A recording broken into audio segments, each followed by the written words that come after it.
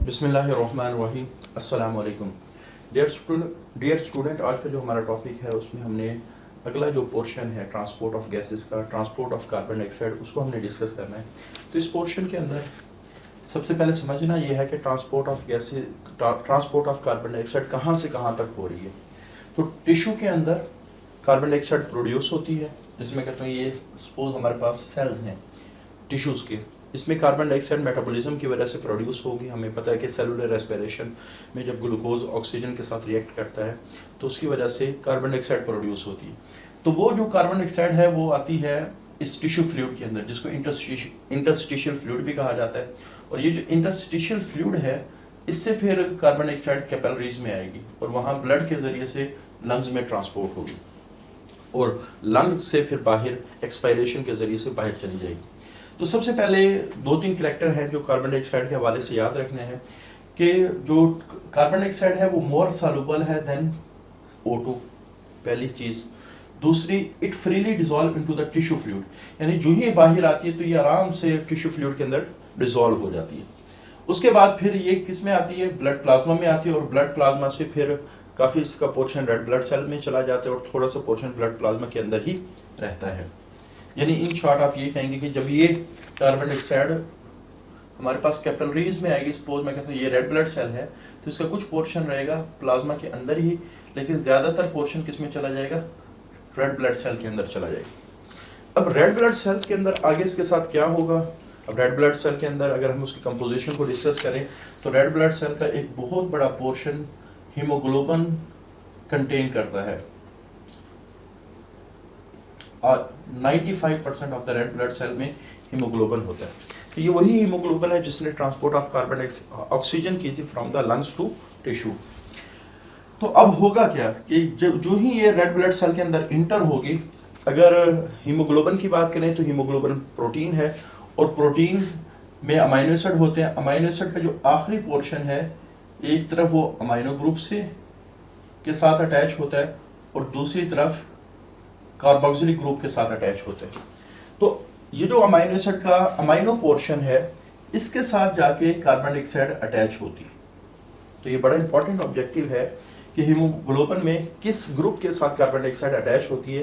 तो इसका आंसर है अमाइनो एसिड ग्रुप। इस वजह से अब कार्बन डाइऑक्साइड चूंकि हीमोग्लोबिन के साथ अटैच हो चुकी है तो इसको हम कहेंगे ये कार्बोक्सी हीमोग्लोबिन बन गया, क्योंकि कार्बोक्सी का word addition of carbon dioxide के लिए वर्ड इस्तेमाल करते हैं। यानी एक हमारे पास प्रोसेस है जिसको हम कहते हैं कार्बोक्सिलेशन। तो कार्बोक्सिलेशन बेसिकली कहते क्या है, इसको है addition of carbon dioxide to any molecules. किसी भी मॉलिक्यूल के अंदर कार्बन डाइऑक्साइड का ऐड होना ये कार्बोक्सिलेशन कहलाता है। अब ये जो मॉलिक्यूल बना है इसको कार्बो अमाइनो हीमोग्लोबिन भी कह सकते हैं, क्योंकि इसमें क्या हुआ है कि कार्बन डाइऑक्साइड अमाइनो के जरिए से हीमोग्लोबिन के साथ अटैच हुई है। तो 20% जो हमारे पास कार्बन डाइऑक्साइड है वो कार्बोक्सी हीमोग्लोबिन की शक्ल में ट्रांसपोर्ट होती है। अच्छा, उसके बाद मैंने कहा था कि जो थोड़ी सी प्लाज्मा प्रोटीन के अंदर, प्लाज्मा के अंदर बहुत सारे प्रोटीन हैं, जैसे फाइब्रिनोजिन है, एल्ब्यूमिन है, इम्यूनोग्लोबिन्स जो एंटीबॉडीज कहलाती हैं वो हैं। तो थोड़ा थोड़ा आप कह सकते हैं कार्बन डाइऑक्साइड का पोर्शन इन प्रोटीन के साथ भी अटैच होते हैं। और ये कितने परसेंट है, 5% ऑफ द टोटल ट्रांसपोर्ट। तो also carry 5% of carbon dioxide from body fluid to the capillaries in the lungs. तो बॉडी फ्लूइड से कैपिलरीज में जब आता है तो 5% ब्लड प्लाज्मा के जरिए से लंग्स तक ये कार्बन डाइऑक्साइड मूव करती है।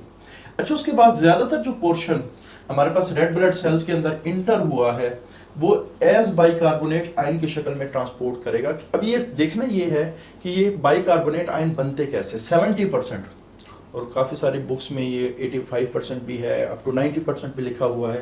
तो इसकी वैल्यू बहरहाल 70% से काफ़ी ज़्यादा होती है, लेकिन चूंकि आपकी बुक में 70% लिखा है इस वजह से हमने इसी वैल्यू को फॉलो करना है। तो 70% is carried as a bicarbonate ion, और ये बाइकार्बोनेट आयन सोडियम के साथ भी अटैच हो सकते हैं, फ्रीली भी फिर रहे होते हैं। अब बाइकार्बोनेट आयन बनेंगे कहाँ, ये बनेंगे रेड ब्लड सेल्स के अंदर, क्योंकि हमने एक एंजाइम पढ़ा था कार्बोनिक एनहाइड्रेज, तो वो रेड ब्लड सेल के अंदर होगा। तो रिएक्शन कैसे होगा। अब ये हमारे पास सपोज मैं कहता हूँ कि ये एक रेड ब्लड सेल है, ये हीमोग्लोबिन है, तो काफ़ी सारी कार्बन ऑलमोस्ट 20% तो इसके साथ अटैच होगी। उसके बाद जो रिमेनिंग है, जो मेजर पोर्शन कार्बन डाइऑक्साइड का है, वो जो रेड ब्लड सेल का प्लाज्मा है, रेड ब्लड सेल का साइटोप्लाज्म है, इसके अंदर एक एंजाइम होता है कार्बोनिक एनहाइड्रेज। कार्बोनिक एनहाइड्रेज वो क्या करता है कि यहाँ जो मौजूद पानी है उसके साथ मिलके कार्बोनिक एसिड बनाना शुरू कर देते हैं। और फिर क्या होता है कि ये जो कार्बोनिक एसिड है 2 हिस्सों में डिवाइड हो जाते हैं, हाइड्रोजन आयन अलग हो जाते हैं और बाइकार्बोनेट आयन अलग हो जाते हैं। अब जो ही बाइकार्बोनेट आयन बनेंगे तो ये फौरन ही दोबारा ब्लड प्लाज्मा के अंदर डिफ्यूज हो जाएंगे, यानी बनते ही bicarbonate ion red blood cells के अंदर है क्योंकि एंजाइम वहां मौजूद है, और उसके बाद डिफ्यूज। अच्छा, इनकी डिफ्यूजन की वजह से जो पॉजिटिव आयन की अमाउंट बढ़ना शुरू होगी रेड ब्लड सेल को क्या, अब ये हाइड्रोजन आयन के बढ़ने की वजह से तो यहाँ ज़ाहिर बात है इम्बैलेंस हो जाएगा, जिसकी वजह से क्या होगा कि जो क्लोराइड आयन है वो अंदर की तरफ आना शुरू हो जाते हैं। होता क्या है कि बाइकार्बोनेट आयन जिस ट्रांसपोर्टर के ज़रिए से बाहर निकलते हैं तो क्लोराइड आयन उसी ट्रांसपोर्टर के ज़रिए से अंदर जाना शुरू कर देता है। तो इस तरह हमारे पास ये जो बैलेंस है ये ख़राब नहीं होता। तो ये जो बाइकार्बोनेट है जो ब्लड प्लाज्मा के अंदर है, इस शक्ल के अंदर ये लंग्स तक पहुंचेगा, जब ब्लड कैपिलरीज के अंदर तो उसको पढ़ेंगे क्या, कार्बन डाइऑक्साइड और water in capillaries to form carbonic acid. तो ये जो H2CO3 बना इसको कार्बोनिक एसिड कहते हैं। तो कार्बोनिक एनहाइड्रेज इस रिएक्शन को कैरी ऑन करेगा। Carbonic acid split into an ionizes to hydrogen ion and bicarbonates ion. तो ये इस तरह आयोनाइज हो जाएगा।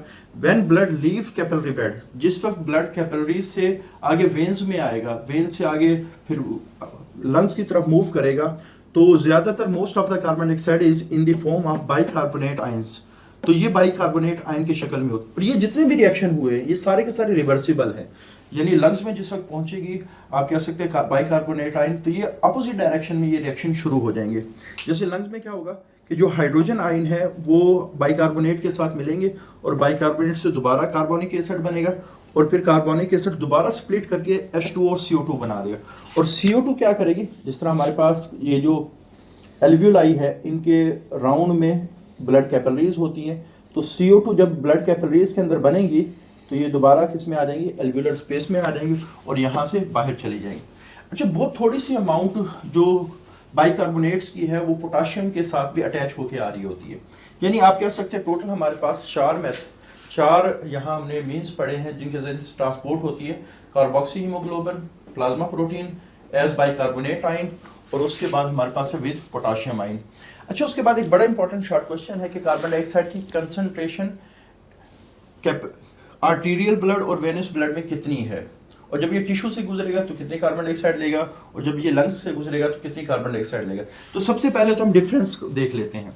हमारे पास जो आर्टीरियल ब्लड है उसमें कार्बन डाइऑक्साइड की जो कंसंट्रेशन है वो 50 ml पर 100 ml ऑफ द ब्लड होती है, जबकि हम वेनस ब्लड की बात करें तो 50 ml पर 100 ml of the blood veins के अंदर ये होती है। तो जिस वक्त वेन्स का ब्लड हार्ट के जरिए से लंग्स में जाएगा, यहाँ ऑक्सीजनेशन, ये ऑक्सीजनेटेड ब्लड है और ये डीऑक्सीजनेटेड ब्लड है, इसमें ऑक्सीजन ज़्यादा है, इसमें ऑक्सीजन कम है। तो जब ये ऑक्सीजनेशन के लिए ये वाला जो ब्लड है जो टिश्यू से आ रहा है हार्ट के ज़रिए से, यानी दरमियान में हार्ट आता है, हार्ट के ज़रिए से जब लंग्स में पहुँचेगा तो ये क्या करेगा, जब लंग्स में पहुँचेगा तो अपनी कार्बन डाइऑक्साइड लंग्स को दे देगा। उसके बाद फिर इसमें कितनी कार्बन डाइऑक्साइड रह जाएगी, 50 ml। तो इसका मतलब है कि जब ये लंग्स से गुजर रहा है तो इसने 4 ml लंग्स को दी है और 4 ml जो कार्बन डाइऑक्साइड है ये हवा में चली गई है। उसके बाद जब ये जो आर्टीरियल ब्लड है जब ये टिश्यू से गुजर रहा है तो टिश्यू से गुजरने के बाद इसकी अमाउंट हो रही है 54। तो इसका मतलब है जब ये टिश्यू से गुजरेगा तो 4 ml कार्बन डाइऑक्साइड ये टिश्यू से लेगा। तो इन शॉर्ट आप ये कह सकते हैं कि 50 ml आर्टीरियल ब्लड में, 54 ml वेन्स के अंदर, टिश्यू से 4 ml लेगा और लंग्स को 4 ml देगा। तो ये मुख्तलिफ साइट्स के ऊपर जो एक्सचेंज ऑफ कार्बन डाइऑक्साइड हो रहा है between blood and tissue, between blood and lungs, तो ये बाद दफ़ा शॉर्ट क्वेश्चन आ जाता है और ये काफ़ी दफ़ा रिपीट भी हुआ है। तो ये आज हमारा टॉपिक है। इंशाल्लाह अगले टॉपिक के अंदर हम जो रेस्पिरेटरी डिसऑर्डर्स हैं जैसे कैंसर है, टीबी है, उसको स्टार्ट करेंगे। आज के लिए इतने, अल्लाह हाफिज़।